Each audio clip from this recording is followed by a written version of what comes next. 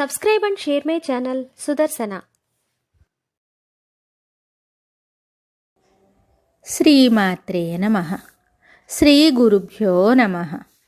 శ్రీమద్దేవి భాగవతము 9వ స్కందము. సావిత్రి ధర్మరాజుల ప్రశ్నోత్తరములు. సావిత్రి ధర్మరాజును స్తుతించుట.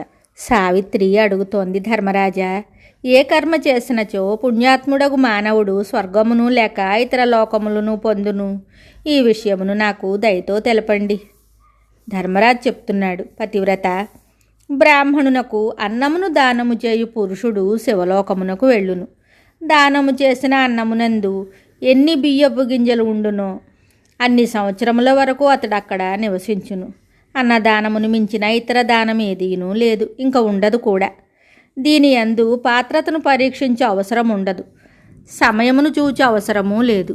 సాధ్వి, బ్రాహ్మణులకు గాని దేవతలకు గాని ఆసనమును దానమిచ్చినచో 1000 సంవత్సరముల వరకు భగవంతుడగు విష్ణులోకమునందు నివసించు సౌకర్యము ప్రాప్తించును. బ్రాహ్మణునకు పాలు ఇచ్చు ఆవును దానము చేసినచో అట్టివాడు దాని శరీరమందు ఎన్ని రోమములు కలవో అన్ని సంవత్సరములు గోలోకమున ప్రతిష్ఠితుడై ఉండును. గోదానము సాధారణ దినముల కంటే పర్వదినములందు 4 రెట్లు, తీర్థములందు 100 రెట్లు, నారాయణ క్షేత్రమున 1,000,000 రెట్లు అధిక ఫలమునిచ్చును.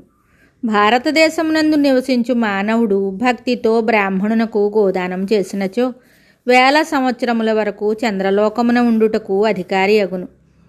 పాలు ఇచ్చు గోవును బ్రాహ్మణునికి ఇచ్చిన పురుషుడు దాని రోమములు ఎన్ని ఉన్నవో అన్ని సంవత్సరములు విష్ణులోకమందు ప్రతిష్ఠితుడగును. సుందరమును స్వచ్ఛమైన గొడుగును బ్రాహ్మణునకు దానమిచ్చినవాడు 1000 సంవత్సరముల వరకు వరుణలోకమున ఆనందించును. సాధ్వి, దుఃఖితుడగు బ్రాహ్మణునకు 2 వస్త్రములు ఇచ్చినచో 10,000 సంవత్సరములు వాయులోకమునందు అతనికి ప్రతిష్ఠ ప్రాప్తించును. వస్త్రములతో కూడిన సాలగ్రామమును బ్రాహ్మణునకు సమర్పించు పుణ్యాత్ముడు సుదీర్ఘకాలము వైకుంఠమున ఆనందమును పొందును. మనోహరమైన దివ్య శయ్యను బ్రాహ్మణునికి ఇచ్చినచో దీర్ఘకాలము వరకు చంద్రలోకమున ప్రతిష్ఠితుడగును. దేవతలకు కానీ బ్రాహ్మణులకు కానీ దీపదానమునరించు పురుషుడు అగ్నిలోకమున నివసించును. భారతదేశమునందలి మానవుడు బ్రాహ్మణునకు ఏనుగును దానమిచ్చినచో అట్టివాడు ఇంద్రుడున్నంతకాలము అతని అర్ధసింహాసనమున విరాజమానుడై ఉండును. బ్రాహ్మణునకు గుర్రమును దానము చేసిన భారతీయుడు వరుణలోకమునందు ఆనందమును అనుభవించును. ఉత్తమ పల్లకీని దానము చేసినను ఇదే ఫలము లభించును. ప్రశస్తమైన ఉద్యానవనమును బ్రాహ్మణునికి ఇచ్చినవాడు వాయులోకమునందు ప్రతిష్ఠితుడగును. విసునికర్ర అటులనే తెల్లని చామరమును బ్రాహ్మణునికి సమర్పించిన పురుషుడు వాయులోకమున సమ్మానితుడగును. ధనము రత్నములు దానము చేసినచో దీర్ఘాయువు విద్వాంసుడు కాగలడు. దాతయ్యను దానిని స్వీకరించినవాడు ఇరువురును వైకుంఠలోకమునకు వెళ్ళిపోతారు. భారతదేశమునందు నిరంతరము భగవంతుడగు శ్రీహరినామమును కీర్తించినవాడు చిరంజీవి అవుతాడు. అట్టివానిని చూసినచో మృత్యువు పారిపోతుంది. భారతదేశమునందు పూర్ణిమ నాటి రాత్రి డోలోత్సవమును జరుపుటకు ఏర్పాట్లు చేసిన విద్వాంసుడు జీవన్ముక్తుడవుతాడు. ఈ లోకమున సుఖములను అనుభవించి చివరకు భగవంతుడగు విష్ణుధామమును చేరుకుంటాడు. ఉత్తర ఫల్గుని యందు ఉత్సవమును జరుపుకుని ఎడల దీనికంటే 2 ఫలము లభించును. భారతదేశమునందు బ్రాహ్మణునకు తిలదానము చేసినచో అట్టివాడు శివధామమునందు ఆదరణీయుడగును. దీని తరువాత ఉత్తమ కులమునందు జన్మించి చిరంజీవి అయి సుఖములను అనుభవించును. రాగి పాత్ర యందు తిలలను ఉంచి దానము చేసినచో 2 ఫలము లభించును.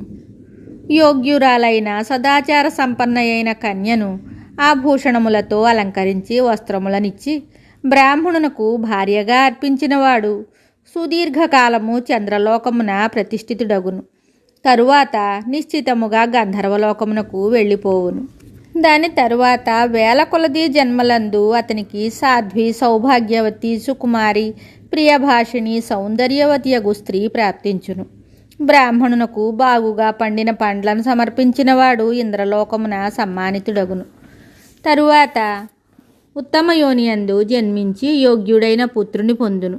పండ్లతో కూడిన వృక్షములను దానము చేసినచో దాని మహిమ దీనికంటే 1000 రెట్లు అధికమని తెలుపబడినది. బ్రాహ్మణునకు కేవలము ఫలములను దానము చేసిన పురుషుడు చాలా కాలము స్వర్గమునందు నివసించును, మరలా భారతదేశమునందు జన్మించును.